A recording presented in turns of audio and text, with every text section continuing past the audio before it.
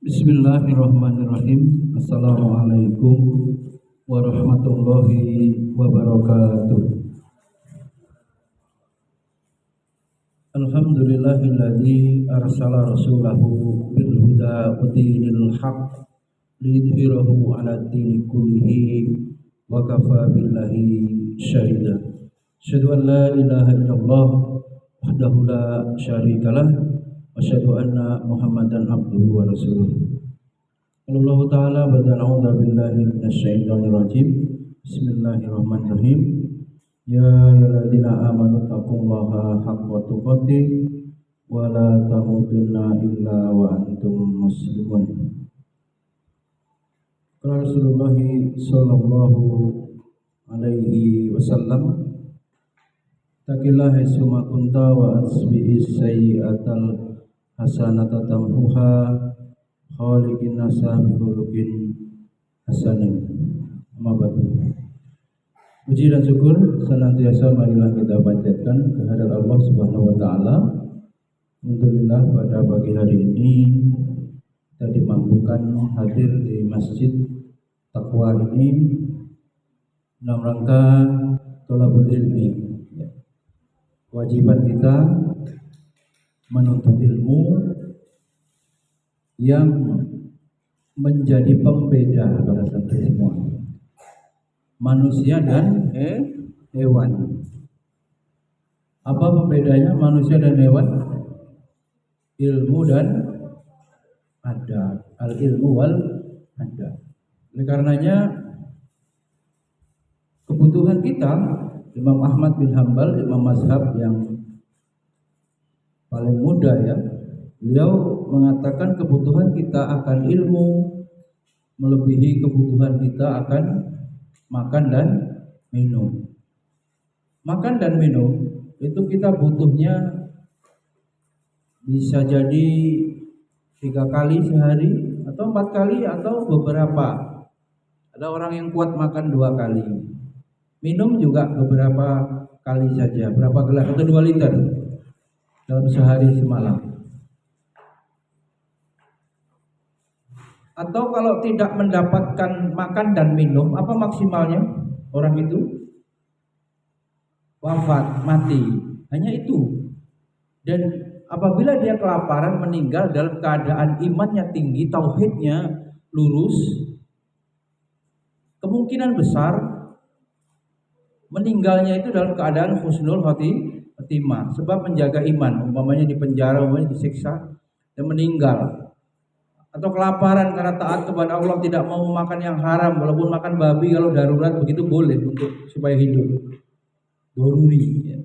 Tapi dia tidak mau, akhirnya meninggal. Meninggalnya pasti ya, dalam ketaatan kepada Allah adalah husnul khotimah. Tetapi para santri semua perhatikan, antum semua setiap tarikan nafas itu butuh ilmu. Apa? Butuh ilmu.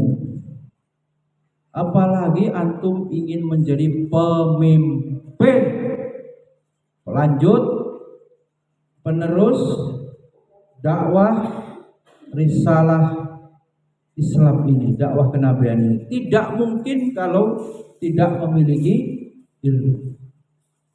Ya, itu sudah masyhur itu. Gimana tuh apa diki? Man arada dunya fa 'alaiha bi ilmi. Itu bukan hadis ya? Iya, qaul ulama. Man aradal akhirah fa 'alaiha bil ilmi. Wa man aradahuma fa 'alaiha, semuanya butuh ilmu. Itu ya, lalu ya. Ilmu terus. Dan yang pantas untuk dikejar, diraih sekuat-kuatnya itu adalah ilmu, bukan kedudukan, bukan harta.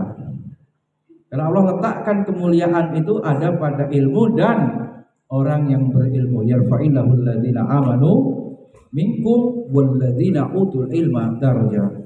Alhamdulillah, salawat dan salam terus kita haturkan kepada uswah hasanah kita Nabi Muhammad sallallahu alaihi salam, keluarga beliau, para sahabat, tabi'in, tabi'ut tabi'in, dan kita semua umatnya yang istiqomah mengikuti jalan langkah beliau ila yaumil qiyamah. Pada kesempatan taklim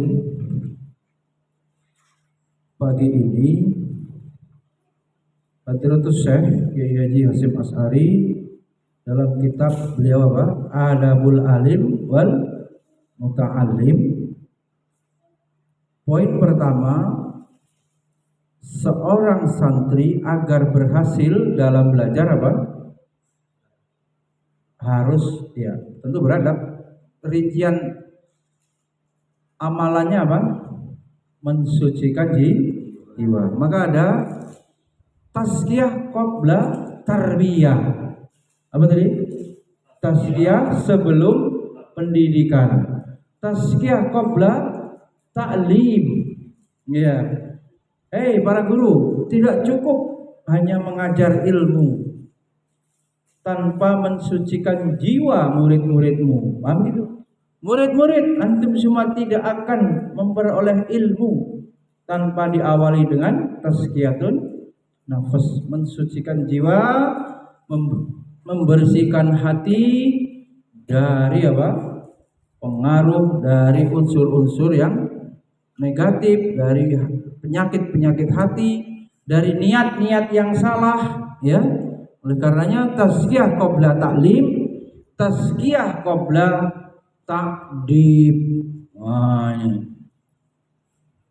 Tazkiyah qabla ta'dib. Padahal istilah tarbiyah tidak lengkap atau terlalu umum. Semua diurus, merawat ya, urusan pertumbuhan juga ini tarbiyah. Robaya rubuh, mengembangkan. Maka istilahnya dipakai tarbiyah. Tapi sungguhnya ahli pendidikan lebih tepat istilah itu apa? Ta'dib. Taklim lebih pada proses penyampaian ilmu pengajaran. Itu Mbak Rohmanya suruh sini aja, Bin. Suruh ke sini. Enggak usah ditunggu di sana, sudah diumumin. Biar langsung ke masjid. Kemudian ta'dib. Ta'dib ini memberadabkan,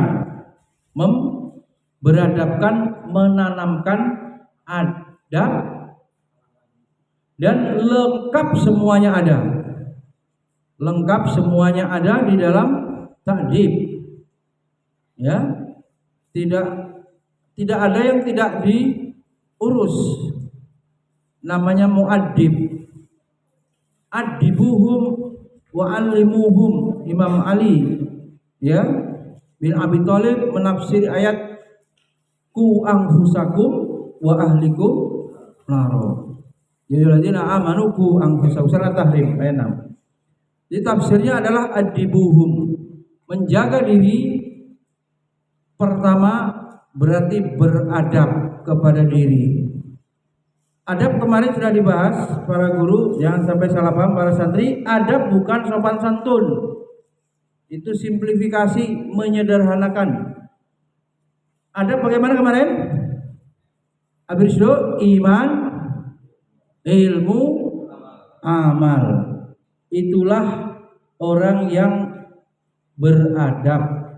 3 hal tadi, trilogi tadi melahirkan insan adabi, manusia yang beradab. Bukan sekedar urusannya nunduk-nunduk sopan cium tangan, bukan. Lengkap. Bahkan identik ilmu dalam Islam. Islam adalah ilmu.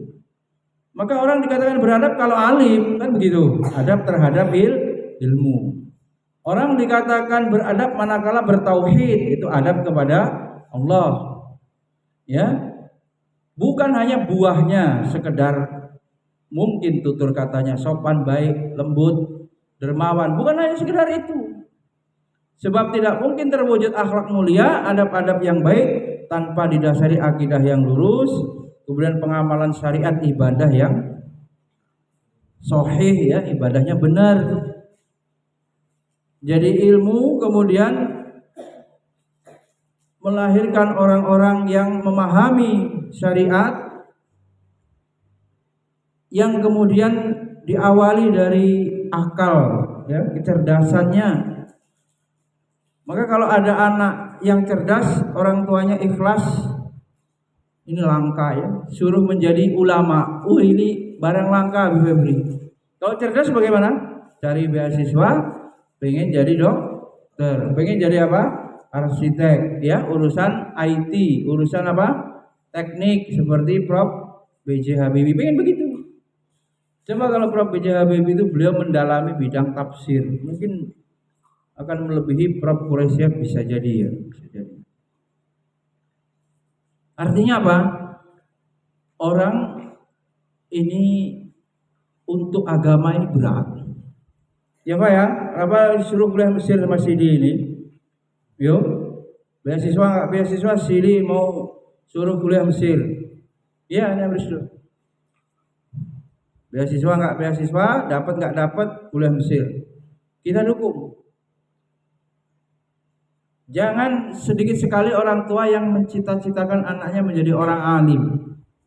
Tentu setelah alim manfaat. Ya, kalau beradab pasti manfaat karena dia paham adab terhadap ilmu, bukan menjual ilmu. Apa rusaknya ini?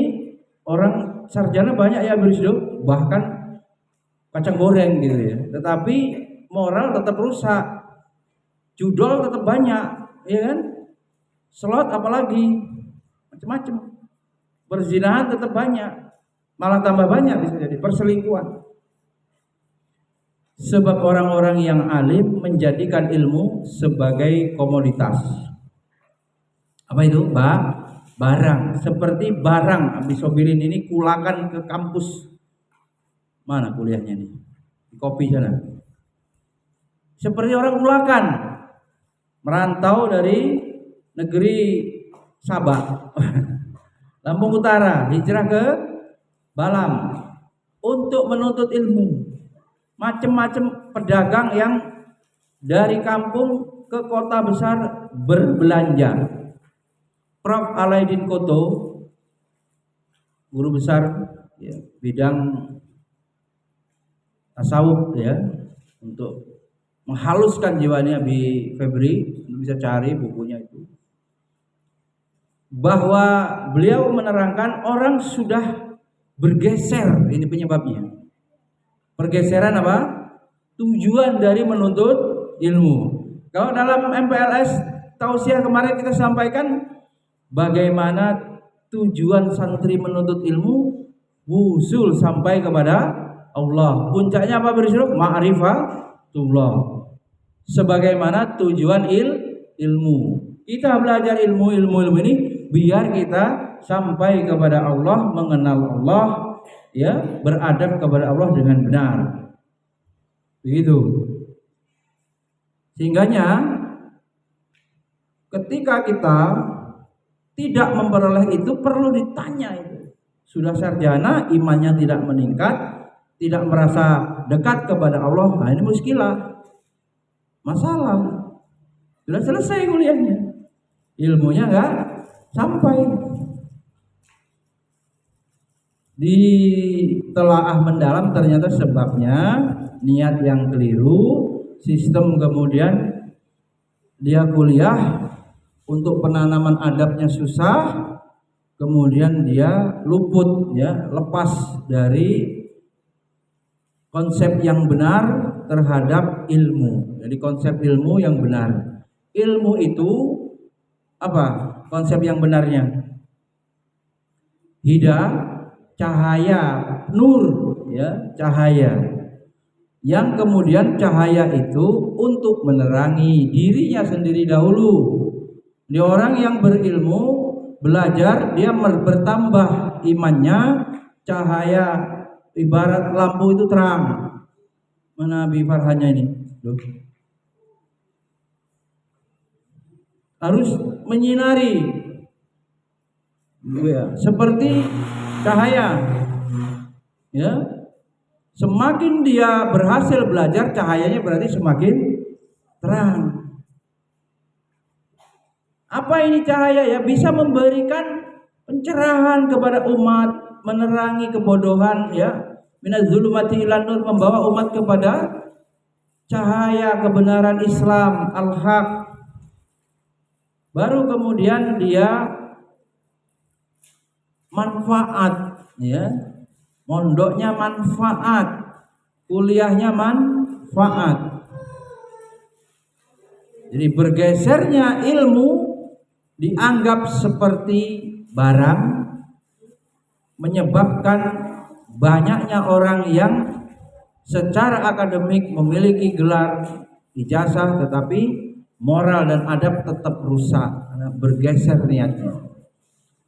Seharusnya ilmu itu menjadi cahaya menerangi dan kemudian manfaat bagi umat.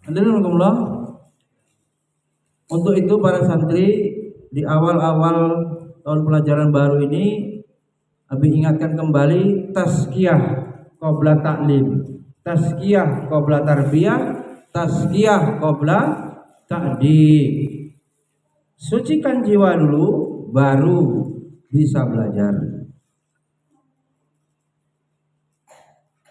Kita bisa telaah kisah Nabi Ibrahim alaihissalam. Bagaimana Nabi Ibrahim pernah berdoa? Siapa yang hafal doanya? Rabbana wa ba'as fihim rasulan minhum yatslu alaihim ayatika wa yu'allimuhumul kitaba wal hikmah wa yuzakkihim. Tuh. Innaka antal azizul hakim. Menulis mah surat Al-Baqarah ayat 129. Tuhan kami, utuslah untuk mereka seorang rasul dari kalangan mereka yang akan membacakan kepada mereka ayat-ayat Engkau dan mengajarkan kepada mereka Alkitab, Al-Quran maksudnya, dan Al-Hikmah, As-Sunnah, dan sekaligus apa? Wa yuzakkihim, mensucikan jiwa. Haflan Naila, Azalea, Nazil, urutannya apa sebelum belajar? Mensucikan jiwa, bersihkan hati, niatnya diluruskan. Sekolah belajar ini mencari ridha Allah, ingin mendapat ilmu untuk bekal hidup di dunia dan di akhirat. Bukan karena paksaan, bukan karena ingin mengejar dunia atau kedudukan, ya, harta atau jabatan. Bukan. Biar pinter, biar jadi orang alim, soleh, solihah, manfaat, ya, bagi manfaat lil ummah, manfaat bagi umat. Surat apa tadi? Faruq? Al-Baqarah ayat 129. Siapa yang berdoa ini? Nabi Ibrahim. Apa isi doanya? Ya Rabb kami, utuslah untuk mereka seorang rasul. Nabi Ibrahim minta ini dari kalangan mereka yang akan mengajarkan, ya, ayat-ayat dan hikmah sekaligus mensucikan jiwa. Ini adalah doa dari Nabi Ibrahim alaihissalam. Dan kemudian di sela-sela kesibukannya Nabi Ismail merenovasi. Siapa yang bangun Ka'bah? Nabi Ibrahim. Dan yang memugar renov Nabi Ismail alaihi salam. Maka kandungan doa ini hanya satu macam, tapi agaknya kesinilah semua doa sebelumnya bermuara. Kandungan doa ini hanya satu macam, tapi agaknya kesinilah semua doa sebelumnya bermuara. Nabi ulangi lagi, muaranya ke sini, pensucian jiwa. Ada ayat yauma malun wala banun illa man atallaha biqalbin salim. Enggak ada guna-gunanya orang yang kaya. Enggak ada guna-gunanya punya anak 5, panca 5, tapi tidak soleh, ya, artinya di akhirat anak yang banyak itu tidak bisa menghadap Allah, kecuali orang yang menghadap Allah Dengan apa? Biqalbin salim, dengan hati yang selamat. Hati yang selamat ya hati yang suci, hati yang bersih, hatinya orang beriman. Baik, Torik, anak, jelas harus disucikan berarti. Harus guru itu memikirkan kondisi hati santrinya. Ya tentu saja pertama hati gurunya itu sendiri keruh atau bersih, ya salim atau tidak. Baru kemudian bisa mendidik. Atau santri itu bisa nggak dididik? Ya, bisa nggak dididik kalau dia hatinya kok kotor. Itu tugasnya. Maka di ruqyah pagi itu bukan berarti dia kesurupan, dibersihkan. Siapa tahu masuk jin, walaupun bisa keluar lagi, ya tidak menetap, nggak ada salahnya. Toh itu juga membaca ayat-ayat dan doa. Nah, hingga apa para santri setelah MPLS nanti harus dipastikan habis itu ada pembacaan apa? Ruqyah, ya, pensucian jiwa. Hadirin Allah, para santri, tazkiyah ini menjadi apa? Kebutuhan, ya. Dan memang begitu. Kita itu mau mendidik orang, memang mau mengikuti siapa kalau nggak mengikuti Nabi, ya. Nabi kemudian tahapannya disucikan dulu, ya, dibersihkan dulu, baru bisa diajar. Kalau seperti petani dia harus bajak dulu. Habis sobirin mengirim foto sedang nanam singkong apa nanam jagung, apa sih sebelumnya dibajak dulu, dicangkul dulu, baru kemudian ditanam benih yang mau ditanam itu, apakah pohon apa atau buah apa. Sama para santri harus bersihkan dulu hatinya dari penyakit-penyakit hati, disucikan dulu jiwanya, baru bisa diajari Al-Quran, baru masuk, baru bisa diajari akidah, baru bisa diajari iman, manakala hatinya sudah bersih. Karena itu fokus, ya, fokus bagaimana program taklim pensucian jiwa ini terus istimror, istiqomah, terus menerus dilaksanakan. Dari doa Nabi Ibrahim tadi, ya, kalau kita telaah satu persatu, ada 3 tugas kandungannya dari doa Nabi Ibrahim. Yang pertama apa? Tugas pokok seorang Rasul itu menelaah kepada manusia ayat-ayat Allah, ya, mengajarkan yatslu alaihi wa yu'allimuhumul kitab, mengajar kitab Al-Quran. Kemudian mengajarkan hikmah, yaitu hadis. Mengajarkan Quran, mengajarkan hikmah hadis, dan tadi itu sudah kita ulang-ulang, mensucikan jiwa, menyucikan hati mereka itu. Wa yu'allimuhumul kitaba wal hikmata wa yuzakkihim.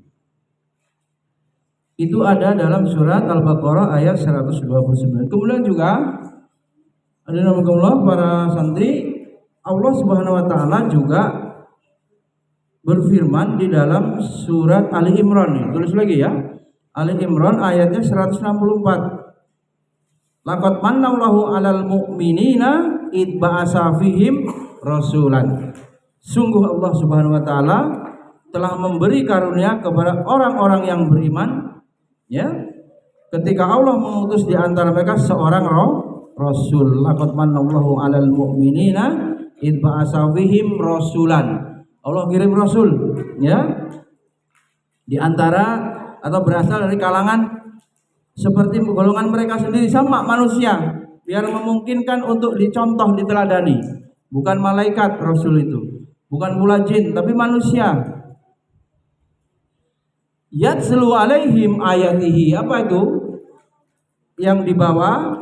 Yaitu membacakan, mengajarkan kepada mereka ayatihi, ayat-ayat Allah. Setelah itu wa yuzakkihim, mensucikan jiwa, membersihkan jiwa. Wa yu'allimuhumul kitab, kadang redaksinya dibalik, ya, wa yuzakkihim, kadang dahulu, kadang belakangan. Tapi pada dasarnya kalau berbarengan, wa itu gimana bau sambungnya Abi Febri yang senang bahasa Arab? Setara itu ya, menandakan mengajar Quran, mensucikan jiwa harus dilakukan sama, berbarengan. Sampai di sini berbarengan, tidak pisah. Yang ngajari tahfiz, guru tahfiz, ya sucikan jiwa sebelumnya, diluruskan niatnya. Yang ngajarkan ilmu-ilmu sains juga sucikan jiwa. Tidak boleh sendiri-sendiri atau namanya kemarin apa? Dikotomi, terpisah. Harus terintegrasi ilmu umum dan ilmu agama, iman dan imtak harus sama, ya. Belajar apapun iman bertambah, belajar apapun iman meningkat, takwanya kepada Allah bertambah. Begitu ya. Surat Ali Imran juga sama, mensejajarkan tugas Nabi. Yang tugas Nabi itu dilanjutkan siapa? Al ulama warasatul anbiya, ulama pewaris Nabi. Maka kemudian ulama itu ya jamak dari orang alim. Kalau antum semua memilih jalan dakwah sebagai guru, ya orang alim sesuai dengan batasan ilmunya lah ya. Orang alim sesuai dengan tingkatan ilmunya yang dimiliki, kemampuan yang dimiliki. Berarti antum melanjutkan ulama itu. Nabinya sudah tidak ada.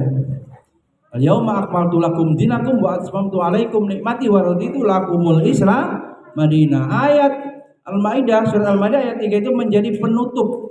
Tidak ada lagi ya ayat yang turun, dan sekaligus Nabi kita Muhammad sallallahu alaihi wasallam khataman nabiyyin sayyidil mursalin, ya, penutup para nabi dan pemimpinnya para rasul.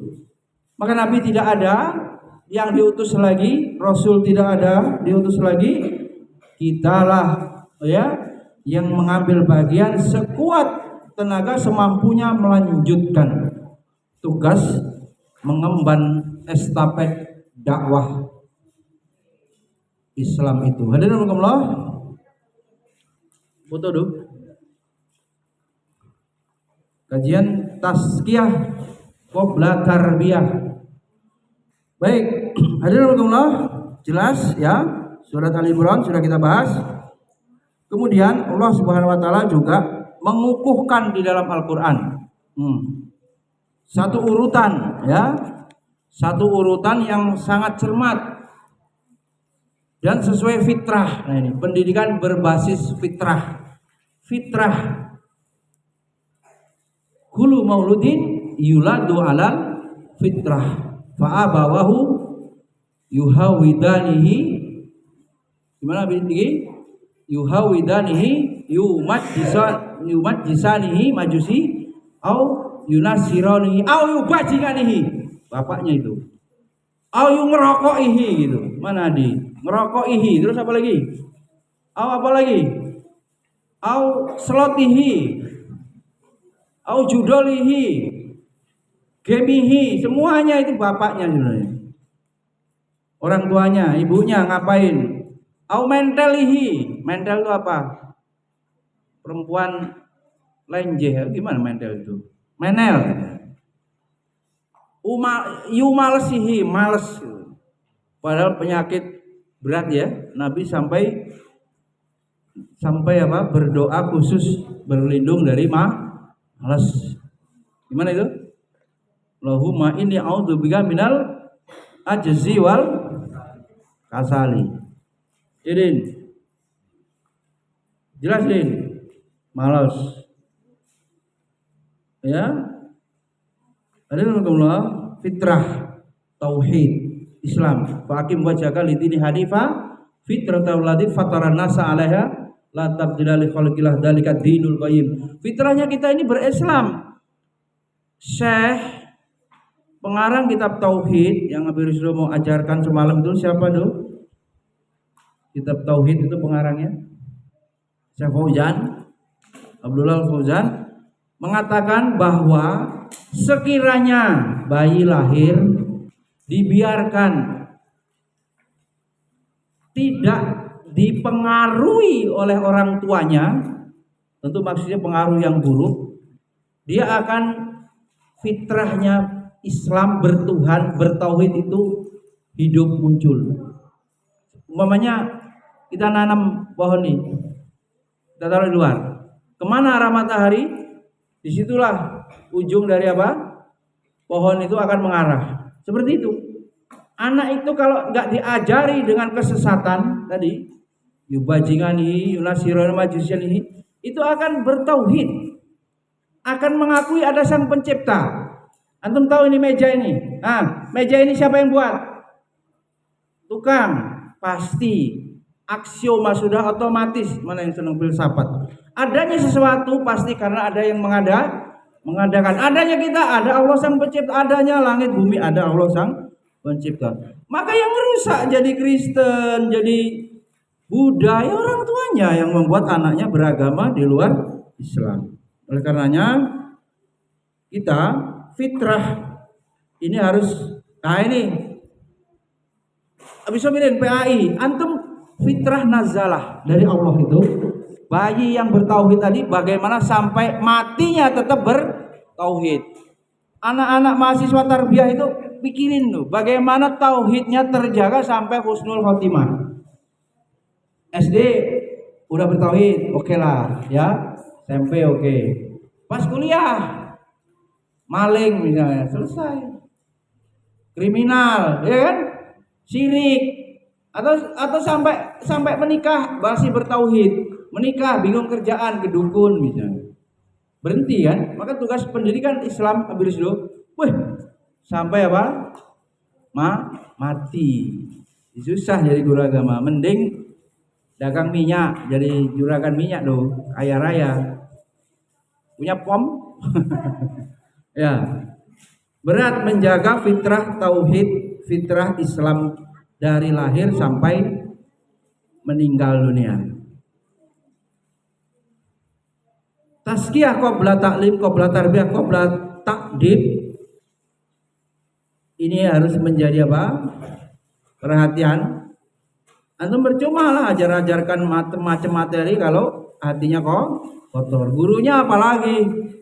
Gurunya yang menyalurkan cahaya itu kok dia hubbud dunya wa karahiyatul maut, itu penyakit yang dari hadis Nabi jelas.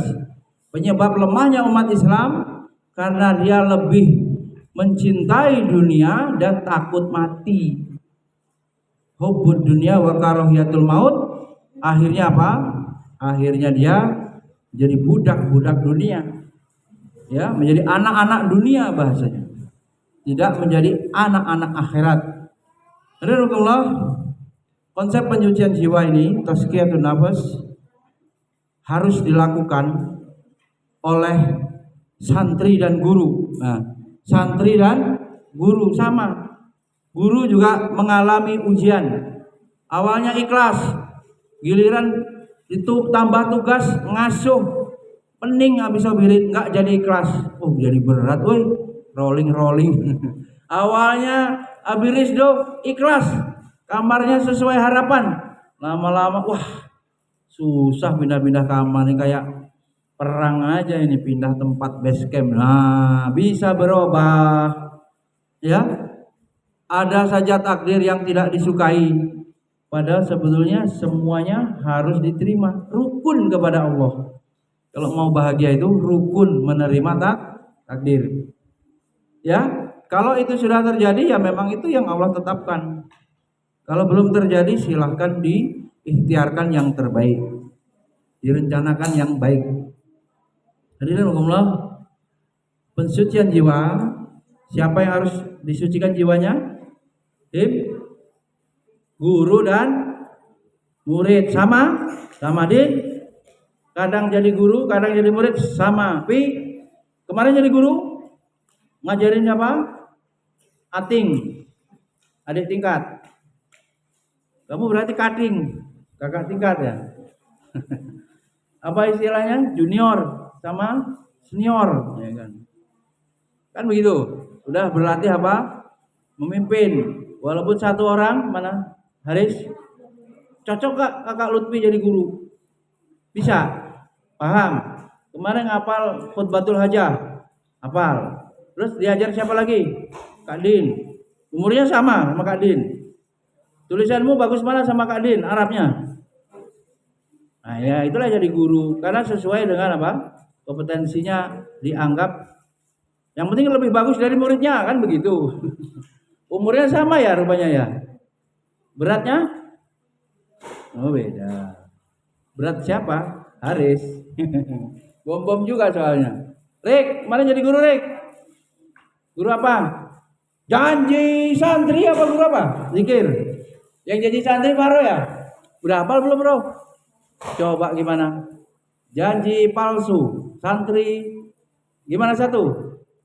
Itu nggak usah lagi ini habis dong di print, harus hafal semua. Memang sudah hafal semua mereka itu.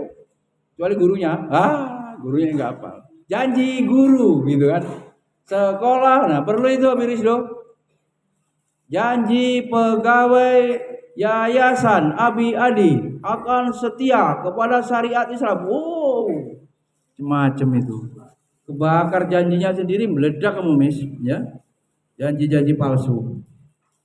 Alhamdulillah berat ya. Tazkiyah itu nggak gampang. Karena yang mentazkiyah juga kadang kotor. Dianya kotor harus menyuci hati santri. Karena guru santri sama berjuang mujahadah untuk mensucikan jiwa. Pekerjaan paling berat apa? Abah Diki?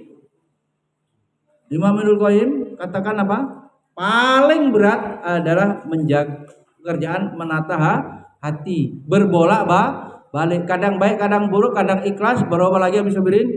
Semenit aja bisa berubah. Gak usah lama-lama. Awal ikhlas jadi gak ikhlas, kesel sama temen jadi gak ikhlas, kesel sama atasan gak ikhlas, mangkal sama wali gak ikhlas. Awalnya ikhlas lo ya. Udah diurus anaknya cerewet betul. Apa Diki? Nyalain terus. Jadinya udah diurus sendiri aja anakmu, gak usah mondok. Nah gitu nanti jadinya. Macam-macam. Ya, ujian-ujian mensucikan jiwa banyak ya anunya. Cobaan. Maka kenapa harus disucikan itu? Karena ujiannya banyak. Syekh Nasruddin Al-Albani juga perlunya konsep tasifah, pembersihan, sofi, suci, bersih. Ya. Dia harus bersihkan. Bahkan mana Abi Rusdi ini? Abi Rusdi sudah paham ada riyadoh yang konsep tahalli ya, pengkosongan, kemudian tajalli. Itu bahwa dibersihkan dari penyakit-penyakit hati yang buruk-buruk kemudian diisi dengan akhlak mulia.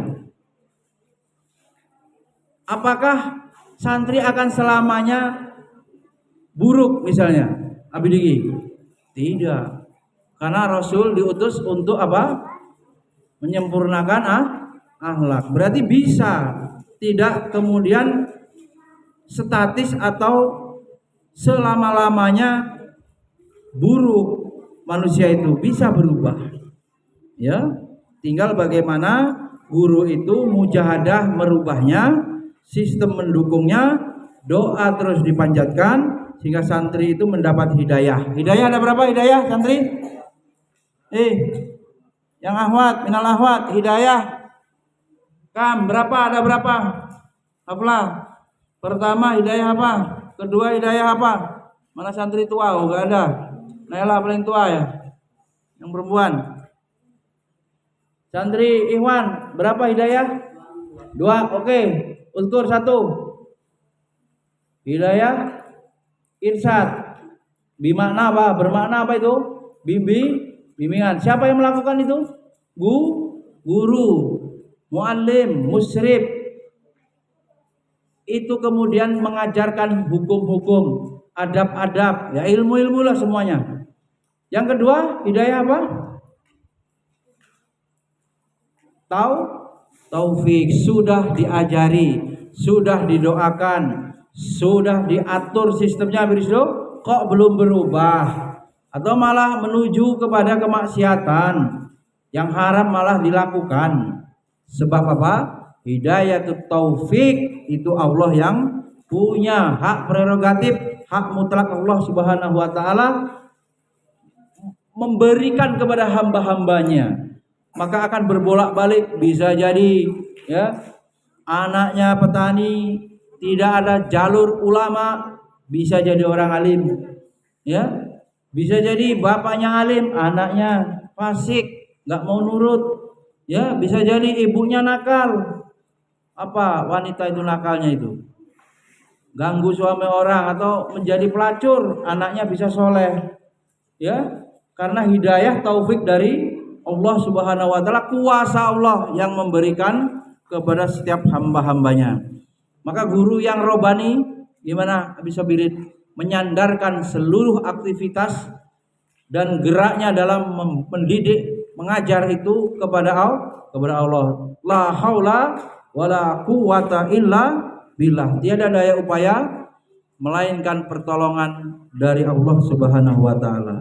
Maka tidak ada kamusnya guru sombong ketika santrinya berprestasi, ya, dibuat apa flyer, apa banner, bangga, angus pahalanya. Setiap bangga diri berat. Belum lagi kalau riya, ya, sum'ah, ujub, kiber. Ini penyakit-penyakit yang rawan bagi orang-orang alim. Ya, orang alim ini akan mudah sekali sombong, memandang rendah orang lain, bodoh, ya, memandang orang lain rendah. Oleh karena ujian setiap manusia itu sesuai dengan imannya.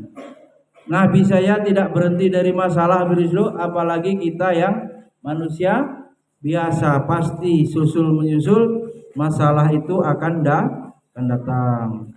Jadi bagaimana sikapnya? Menyikapi masalah dengan baik bil ilmu, ya. Lebih pesankan ilmu, ya. Kemudian hikmah. Jadi kalau sudah punya ilmu, dia akan punya hikmah, kebijaksanaan dalam memimpin, dalam memutuskan. Hidup ini tarikan napasnya do, pemimpin do, putusin. Kayak bunyi begitu. Ini harus dijawab, harus dieksekusi. Bukan sekedar planning. Ya. Rencana-rencananya omdo nanti, rencana pengen nulis skripsi omdo, rencana pengen sukses apa omdo, omong doang. Harus ada eksekusi, ya, tidak boleh kemudian lewat begitu saja. Para santri targetkan, coba ini masih MPLS, masa-masa pengenalan. Santri yang lama targetkan semester ini pengen hafal berapa juz. Ya Rafa targetkan mau hafal hadis berapa. Ya Rizky, antum memang mencari ilmu nih. Ya Akib, wah Akib aman. Mana aman?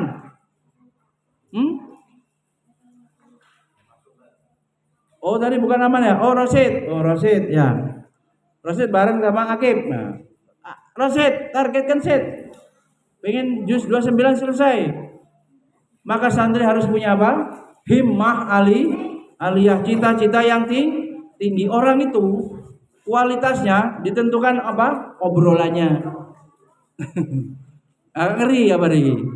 Febri, kalau antum omongannya intelektual, mikirkan umat, mikirkan ilmu, antum orang ilmu. Antum omongannya Quran terus, orang Quran. Habis itu omongannya akhwat terus, ya, orang akhwat gitu loh. Omongannya cuma kapan nikah, nikah. Din, omongan kamu apa? Bagaimana perjuangan Din? Ngusilin orang. Itu udah dibuang belum sampah yang di meja itu? Mana mungkin anak kelas 1, kelas 2? Pastilah SMP. Masih begitu-begitu. Gak usah pakai ranjang habis itu. Biarin dia kasur begitu, biar kolongnya nggak penuh sampah. Itu setiap mindahin kamar, kolongnya sampah. Berat. Pendisiplinan adab. Gimana sih menanamkan adab itu? Yang paling pertama apa? Guru. Cara menanamkan adab pertama gimana? Umi Rabi'ah, santri harus didoakan dulu. Kiai, ustazah, guru, apa yang didoakan atau siapa yang didoakan? Santrinya semuanya. Santri pintar, kategorinya didoakan. Santri sedang saja didoakan. Santri lambat atau kurang daya tangkapnya didoakan. Bisakah seadil itu? Berat. berat.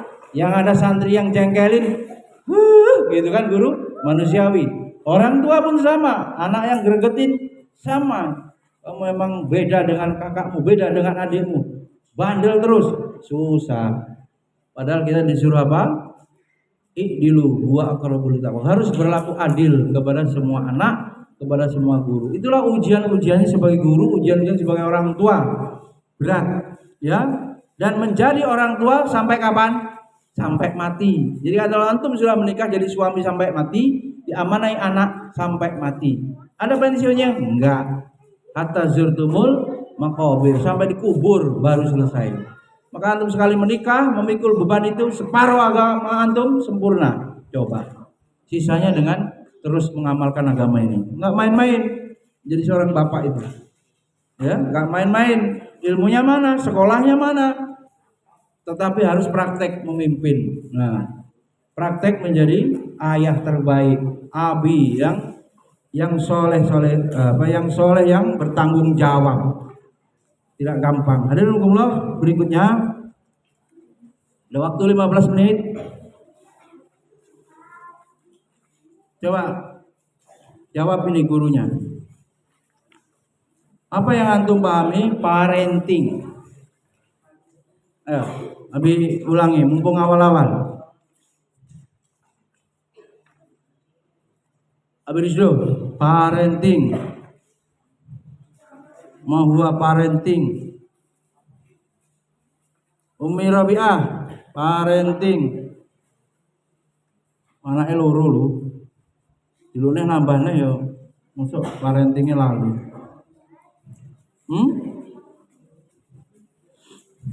Parent artinya apa? Keluarga, parent, ya. Dulu udah pernah habis singgung dikit ya. Nah, Lutfi nih. Lutfi, kalau bisa B, anakmu 20. Pesan B itu.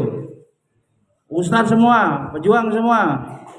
Lukman 21, Ahnaf 25, Torik 30 tuh.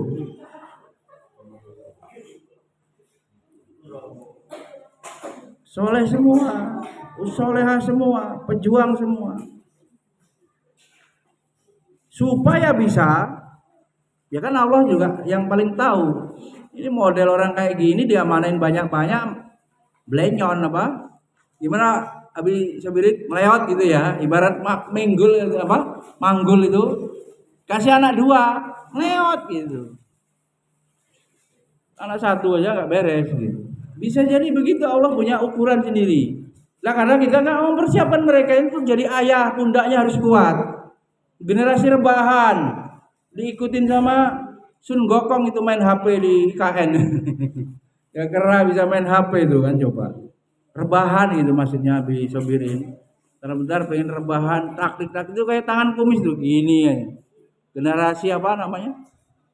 Ini, menunduk gini. Nggak menatap masa depan. Urusan parenting ya, ini istilah bahasa Inggris ya. Dalam bahasa Indonesia apa? Pengasuhan. Kemarin dalam MPLS tersinggung apa? Tujuan paling tinggi pendidikan itu apa? Karena cinta. Karena kemanusiaan, karena duit apa lagi? Karena naluri apa? Yang paling tinggi karena cinta. Silakan dibanding-bandingkan.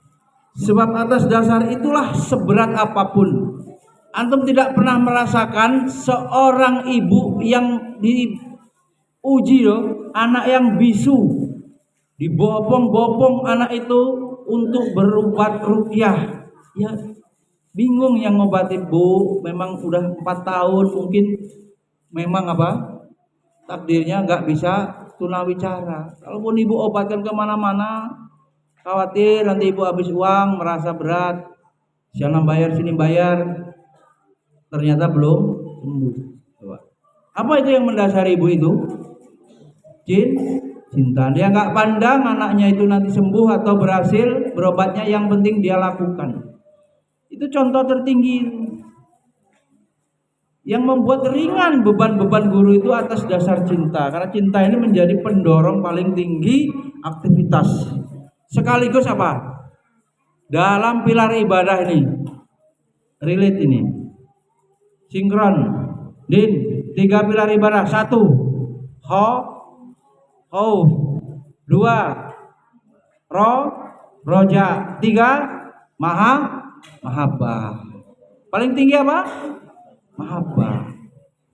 Mengurus anak atas dasar cinta. Ya cinta anak boleh, tentu cinta kepada Allah nomor 1 karena Allah yang Rabb kita yang memberikan nikmat kepada kita. Cinta kepada Rasul itu yang membimbing kita tahu Islam dari Nabi. Nabi ujiannya berat supaya kita dapat hidayah, kan begitu. Itu ada urut-urutannya. Cinta kepada orang tua, iya, yang melahirkan, yang mendidik, yang membesarkan, menafkahi. Cinta kepada guru yang membimbing ilmu, yang memberikan cahaya pada porsinya masing-masing. Ada.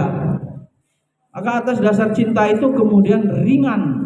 Atas dasar cinta itu kemudian manusia bisa berhasil menjalani kehidupan ini dengan baik. Nah, pengasuhan ini, parenting ini ya, harus memiliki pengetahuan, harus punya keahlian. Tadi di awal sampaikan, harus jadi bapak, harus jadi ibu yang baik. Tapi sekolahnya nggak ada. Di mana sekolahnya? Antum Habib Febri misalnya sarjana, udah dilantik sebentar lagi wisuda, berarti dianggap sudah cukup dan layak untuk kemudian memimpin rumah tangga misalnya. Kalau sudah S1 umurnya udah 24 umpamanya 25. Nantinya menikah. Ini pertanyaan, ilmu sebagai bapak sudah berapa SKS? Siapa yang ngajarin? Kuliah di mana? Lulus? Gurunya siapa? Ustadz, dosennya siapa? Ilmu parenting. Tapi harus memimpin, mau nggak mau, jadi suka nggak suka jadi bapak yang akan ditiru oleh anak-anakmu itu. Hati-hati. Kalau tidak diuji oleh Allah, bapaknya baik, ya itu pasti akan niru. Tapi kalau diuji seperti Nabi, bapaknya Nabi loh ya, soleh pastilah Nabi, anaknya kafir, kan begitu. Tapi normalnya kalau tidak diuji, dia akan menurun. Ya, kalau begitu menjadi bapak yang baik gimana? Jadi diri yang baik, ya perbaiki diri. Konsepnya itu, ya jadi bapak soleh, ya jadi orang soleh. Anaknya pengen soleh, ya bapak ibunya dulu. Ya, anak akan berhasil meniru, anak akan berhasil menduplikasi imitasi, ya bisa dalam psikologi itu. Oleh karenanya pengasuhan ini ya semuanya itu kan harus pakai ilmu pengetahuan hidup ini, ya. Jadi pelajari bagaimana ilmu parenting itu, parenting nabawi, parenting secara ilmu pengetahuan umum misalnya, nggak apa-apa, kombinasi. Nah, yang diasuh itu apa? Abisobirin, yang diasuh dari santri itu apanya? Bagus ini diasuh apanya? Fikri. Mana Fikri? Ya, diasuh apanya, Kri? Coba ditulis sobi-sobirin dan lain. Pertama fisik, 2 emosi, 3 sosial. Inilah pondok beratnya. 3-tiganya ini dititipkan ke kita. Anak PAUD, anak TKA, TKB itu juga sebenarnya sudah seperti pondok karena pulangnya sampai jam 16.30-an.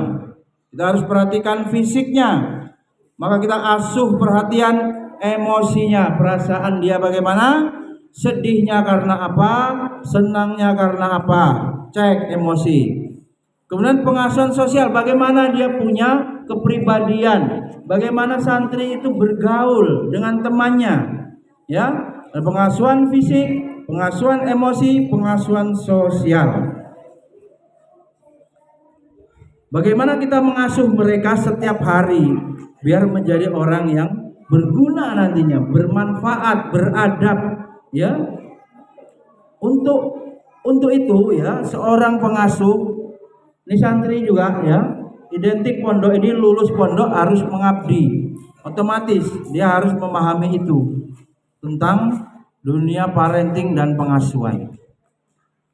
Coba Mbak Alif kasih contoh bagaimana pengasuhan emosi anak TK.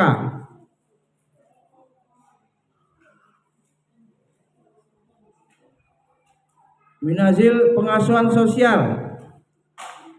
Apa yang harus dilakukan?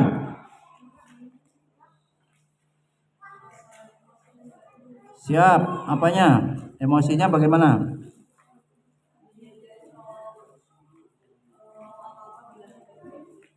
Ya?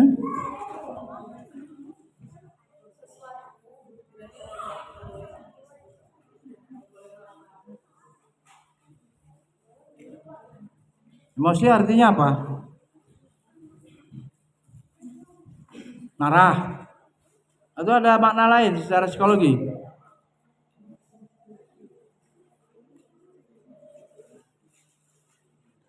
Menazil. Menariknya lingkungan. Sosial hubungannya dengan lingkungan. Coba ini dicatat baik-baik semua guru, santri. Jar qobla dar. Gimana itu? Tuh. Jar qobla dar. Memilih tetangga sebelum beli rumah. Itu filosofi. Itu kaidah pepatah Arab. Dalam parenting, ya. Keywordnya anak dibesarkan oleh lingkungannya. Coba. Anak dibesarkan oleh lingkungannya. Bahkan dikatakan Mbak Osa, berarti apa? Anak itu punya orang tua, walinya lingkungan. Saking ya, bagaimana pengaruh lingkungan itu sangat besar. Siapa Abi? Febri, orang walinya anak-anak itu siapa? Lingkungan. Dalam konsep parenting sangat hati-hati, menitipkan anak sangat selektif, memilih rumah dalam Islam sangat selektif. Hati-hati salah tetanggamu, salah anakmu itu dipola, dicetak, dibentuk siapa? Tetanggamu. Lingkungan, tetangga dari lingkungan, bi'ah. Waktu kita bahas di perkuliahan multikultural, iya kan? Kuliah nggak tuh habis sopirin banyak izin itu. Nilainya paling B mentok. Iyalah yang rajin aja belum tentu A. Lingkungan, ada pertanyaan itu masih ingat itu lingkungan. Seperti pengasuh ya lingkungan itu. Lingkungan sangat berpengaruh. Maka anak yang lahir dalam keadaan fitrah, orang tuanya membuat ia menjadi tadi itu Yahudi, Nasrani. Karena apa? Karena lingkungan.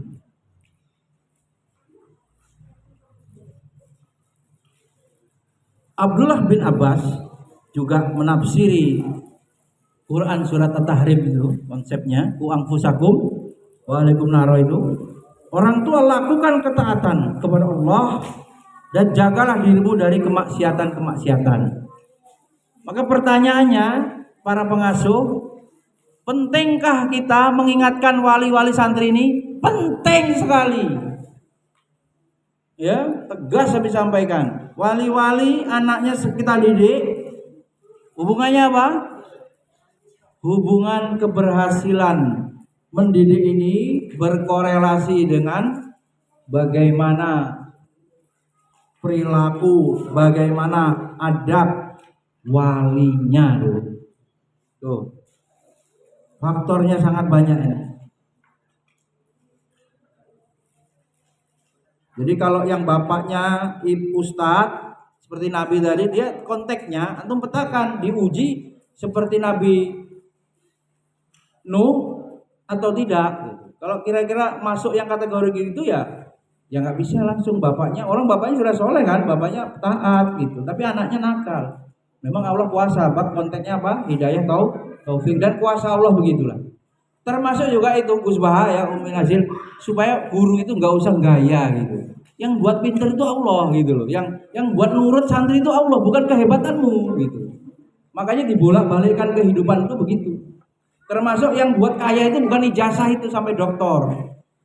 Yang buat kaya itu Allah gitu. Ya. Apa gimana itu yang dalika fadlullahi yutihi mayasa, dan itu Allah memberikan fadilah anugerah harta kepada siapa yang Allah kehendaki, tidak karena ijazahnya. Maka orang tua keliru kalau anaknya kemudian sekolah supaya kaya. Enggak, memang secara duniawi dia punya keilmuan, punya peluang untuk bisa sukses ekonomi lebih tinggi daripada yang tidak kuliah.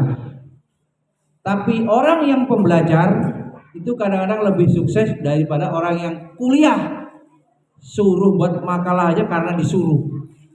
Iya kan? Buat makalah karena disuruh. Kalau pembelajar, ya buat sendiri. Dia bisa menulis lepas. Dia mau kreatif tanpa aktif, proaktif, tanpa disuruh. Nah, oleh karenanya ketaatan orang tuanya mengaruh kepada anak, kemaksiatan orang tuanya berpengaruh kepada anak. Maka kemudian beliau Abdullah bin Abbas radhiyallahu anhu, sahabat Nabi, memerintahkan lakukanlah ketaatan kepada Allah, jagalah dirimu dari kemaksiatan kepada Allah, dan perintahkan keluargamu untuk zikir, niscaya Allah Azza wa Jalla akan menyelamatkanmu dari neraka. Itu tafsirnya. Terakhir, alhamdulillah, waktunya sudah habis. Antum semua tazkiyatun nafas. Ya Rasid, sudah bosan 5 tahun di sini, pengen pindah rumah Quran lain. Sama. Di rumah Quran itu kalau tidak di hatinya dibersihkan, tidak akan dapat ilmu. Ilmu tidak masuk, ya. Cahaya Allah tidak masuk. Kemudian jauhkan, ya, bersihkan itu tentu dijauhkan dari maksiat supaya cahaya itu bisa masuk. Baik, mudah-mudahan bermanfaat. Subhanakallahumma wa bihamdika, asyhadu an la ilaha illa anta, astaghfiruka wa atubu ilaik. Assalamualaikum warahmatullahi wabarakatuh.